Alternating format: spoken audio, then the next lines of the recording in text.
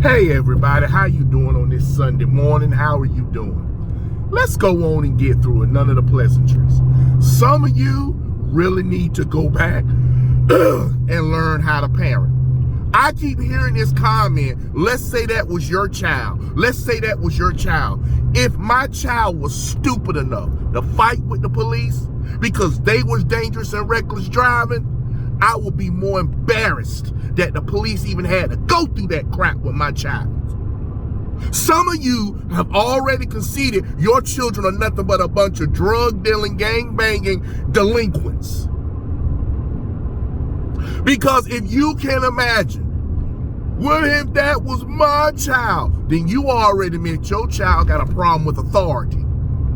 What we witnessed with the Tyre Nichols is a problem with authority, and that's what he had. All this could have been prevented if his dumb ass would have complied. All this could have ended if his dumb hindpart would have complied. Simple as that. It's an epidemic in the black community that we keep teaching these young black men they don't have to listen to police, and it's getting a deadly consequence.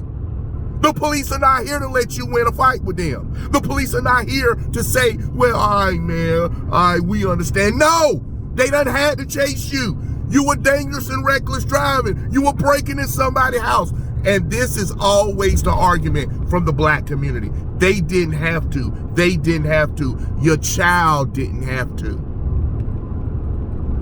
You had a man caught two black boys breaking in his house. He shot both of them. He didn't have to shoot them. Wow. So regardless of what black folk do, black folk get a pass now? Or your little white liberal son get a pass now because he's stupid? Well, let's go on. You want to prevent these police interactions like this? Make it a class B1 felony. A class B1 felony to assault a police officer in the commission of his duties. In other words, if he's there to arrest you or arresting and you assault him, whether it's a knee, whether it's a small kick, whether or not you accident, 6 years in the Department of Correction, class B1 felony. If you resist arrest, you start running and keeping them, that's a class C1 felony, and you have to do 3 years mandatory. Take it out of these weak prosecutors' hand, make it so they don't have a choice to prosecute.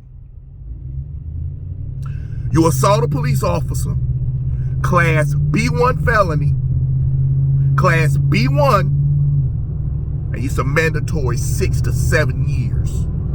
Mandatory. Then, if you resist arrest, the police say, hey, young guy, you take off running, 3 to 4 years. And let's see, can we stop this epidemic that is happening of fighting police and running from them?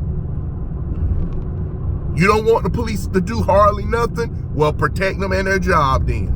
Since you think what Nicholson did was okay, since you okay with that crap he did, fine. When he was fighting with him, they should have been, restrain him because he's about to get 6 years mandatory.